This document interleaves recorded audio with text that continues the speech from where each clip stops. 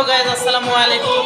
আপনাদের মাঝে আমি ছোট্ট একটা ভিডিও নিয়ে উপস্থিত হয়েছি। আজকে ঈদুল আজহার দিনে আমাদের অনেক একটু আনন্দের কারণে আমরা প্রবাসে জুয়েল ভাই, জাহাঙ্গীর ভাই, মুরালম ভাই, এদিকে আমাদের যে মাংস সাইজ করতেছে যে গোস্ত, রাজু ভাই উনি কিন্তু অত্যন্ত এক্সপ্রেসের সাথে কাজ করে।